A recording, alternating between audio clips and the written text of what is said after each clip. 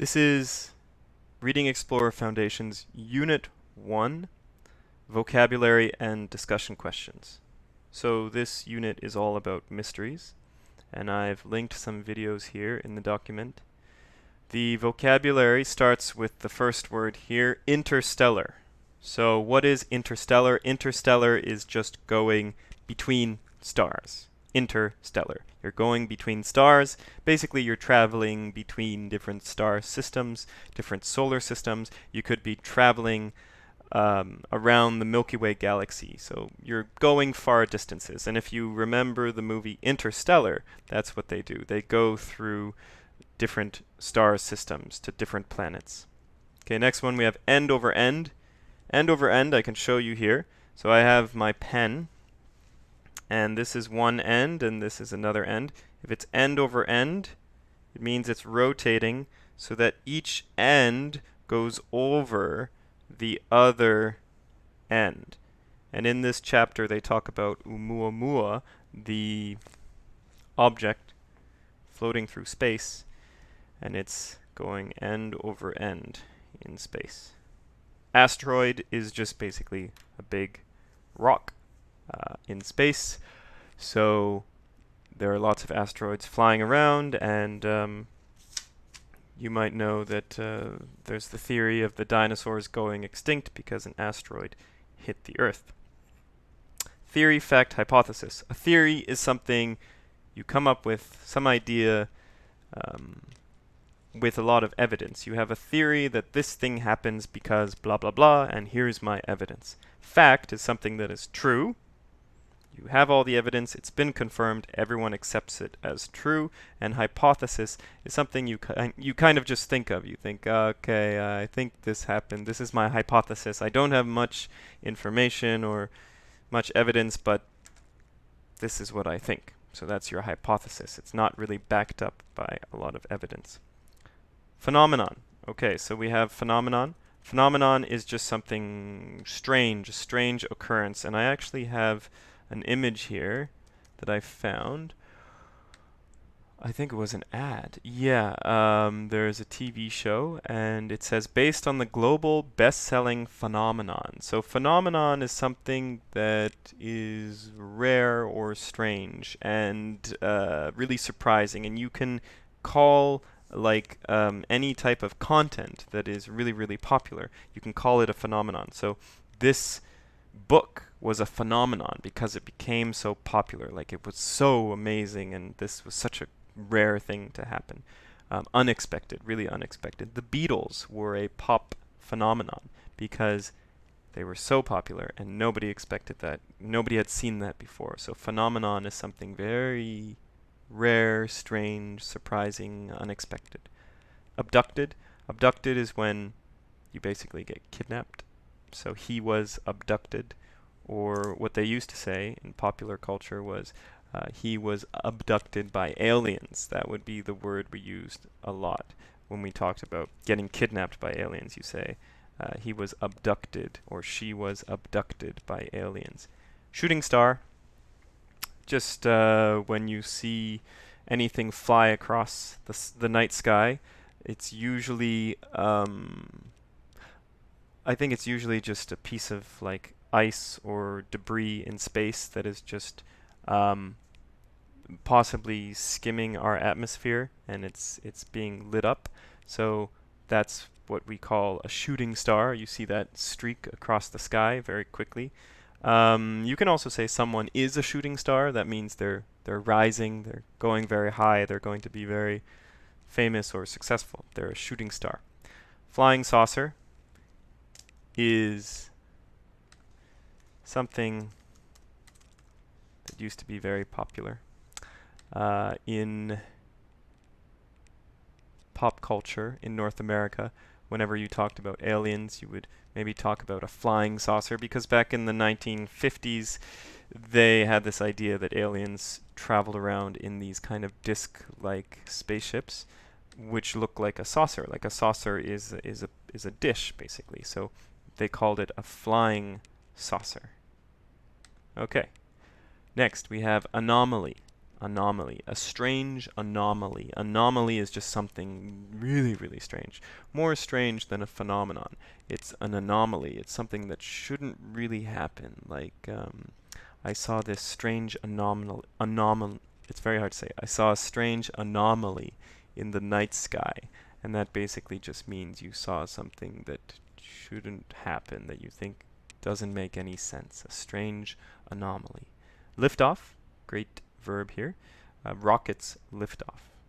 They lift off. So usually when they are doing the countdown for a rocket to go into space, they do 5, 4, 3, 2, 1, liftoff. And that just means it's rising up vertically. UFO, unidentified flying object. Pretty easy. UFO. Very common term. Staring into space is a great idiom. If I am staring into space, it means I'm not paying attention. I'm zoning out. I'm not paying attention. I'm not focused. I'm staring into space. Nocturnal. Something that is nocturnal is awake during the night. Bats are nocturnal. They do all their stuff during the night, as opposed to humans who do their things usually during the day. And here we have some terms here. Myth. A myth is a story that was made up by people who wanted to explain how or why our world works, how it came to be, how we should treat each other, why hurricanes happen, and so on. So we usually talk about Greek mythology, Greek myths, those types of things. They're very exciting. There's monsters, there's gods, there's battles, and there's lessons to be learned as well. A legend is something that's usually maybe about real people in some way, but it's been very exaggerated, so things have been added to it, fake things to make it more exciting. We have the legend of King Arthur. That's a very common thing we learn about in Canada. The legend of King Arthur. So he could have been a real person, but the story seems very unreal, like he had a wizard friend named Merlin, and he had this very incredible sword that nobody could take out of this rock. It was stuck in a rock, and the only person who could take it out was Arthur, and he became the king. So it was this magical sword. So that's probably not true. Fable. A fable is a story that is passed down, and it's usually short, and it teaches you a lesson. It's not real. It's just something that usually has animals that are like personified. So that means the animals are like humans. They talk. They have different characteristics. And fables are just really good for kids and for adults to teach lessons that have been passed down throughout time. So I actually have a fable that I'm going to read. It's very short. It's from Aesop's Fables, which is a very, very well-known book of fables. And this is the link here for this website that gave me all these definitions. So here's the fable. The fable, The Frog and the Ox. Here we go. An ox came down to a reedy pool to drink. As he splashed heavily into the water, he crushed a young frog into the mud. The old frog soon missed the little one and asked his brothers and sisters what had become of him. A great big monster, said one of them, stepped on little brother with one of his huge feet. Big was he, said the old frog, puffing herself up. Was he as big as this? Oh, much bigger, they cried. The frog puffed up still more. He could not have been bigger than this, she said, but the little frogs all declared that the monster was much, much bigger, and the old frog kept puffing herself out more and more until, all at once, she burst. And there we go. Here's the lesson here. Do not attempt the impossible. That's very short, but I guess the lesson is do not attempt the impossible. Interesting. Okay, a fairy tale is something really meant for kids, and it's like Cinderella. So fairy tale land, it's a fantasy land. There's princesses and knights and wizards and witches, something like that. And lastly, we have a great idiom here, no atmosphere. So there's a joke that goes like this. I went to a restaurant on the moon. The food was great, but no atmosphere. Why that's funny is because atmosphere has two definitions here. Atmosphere, we know in Earth, we have an atmosphere, and that allows us to breathe and to live and for things to grow. It keeps all of those elements that we need to survive inside the planet. If the planet has no atmosphere, then basically nothing can stay in the planet, and it's like having no barrier between the air on the planet and space. So basically, like the moon. The moon has no atmosphere. It's just space, empty space all around it. Nothing can grow. There's nothing. Space is a vacuum. So, the other definition for atmosphere is if you're in a restaurant or any place like a cafe, somewhere you sit down and have food or drinks. The atmosphere of a restaurant or cafe is basically that. It's like, what's it like inside? What's the ambiance like? Is there music? Is the temperature good? Does it smell good? What about the lighting, the decor, the furniture, everything? So the atmosphere is how it feels inside that restaurant.